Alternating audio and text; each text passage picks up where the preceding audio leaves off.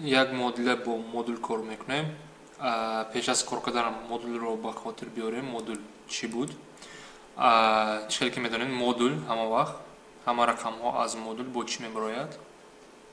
با رقم مثبت. یعنی من اگر در مدل 5 داشته باشم این چی برابر میشه؟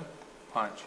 اگر من در مدل مینوس 5 داشته باشم باز 5 میبراید. یعنی در درون مدل چی که نمونم جواب همه وقت به مثبت تبدیل میشه. یعنی اگر من مینوس 3 مونم جواب به 3 میشه. اگر در مدل 100 باشد جواب 100 میشه. اگر نگاه کنید اگر من در مدل یک چی هست نمیدونم و برابری آن به 4 برابر میشه، شما درباره درون مدل چی گفته میتونید؟ یعنی جای علامت سوال هم خودی 4 آمده میتوند یا اینکه جای علامت سوال هم مینوس 4 شده میتوند. یعنی پیش از این مدل رو کار کنید. یک مدل ساده اگر گیریم، اگر من با شما گویم که همچنین مثال بیاریم مدل در نوش x و برابری آن به چند برابر شود؟ به 10 برابر شود. شما درباره x چی گفته میتونید؟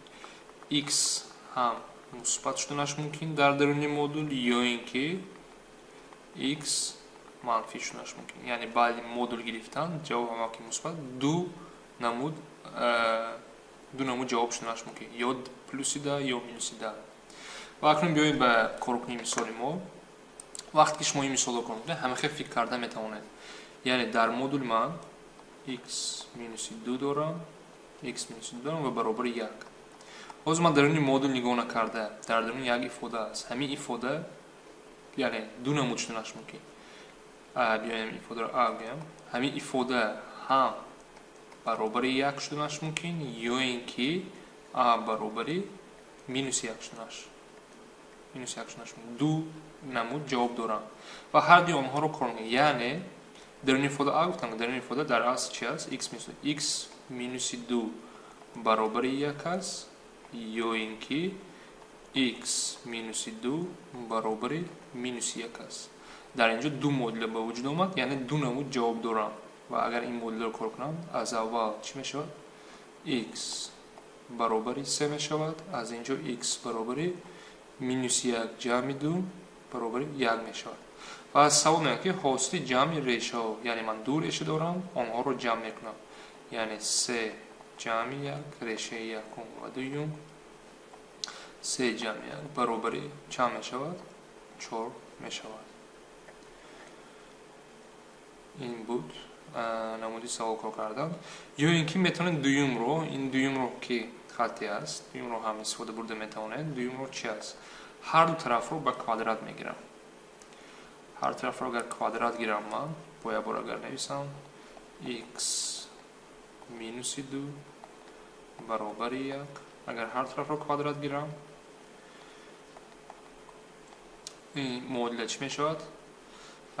کوادرات گرفتم این مدل اختصار می شود و x کوادرات مینوس 4x جمع 4 برابر 1 برابر می شود. و اگر این رو یک رو به طرف چپ گیرم x کوادرات مینوس 4x جمع 3. این مدل کوادراتی شد. مدل کوادراتی با دیسکریمینانت با مدل فرمول مدل کار کنید میتونید یا اینکه با قوس ها جدا کرده میتونید. در درس های پیش نگفتم با قوس ها جدا کرده اگر شود x رو یافتن آسان تر است. یعنی با دو قوس جدا میکنم این چی میشود؟ x مینوس 1 و x مینوس 3. از اینجا دو تا قوس ضربشون اگر 0 باشد از این چی گفته میتونیم؟ یکم x مینوس 1 0 است یا اینکه x مینوس 3 0.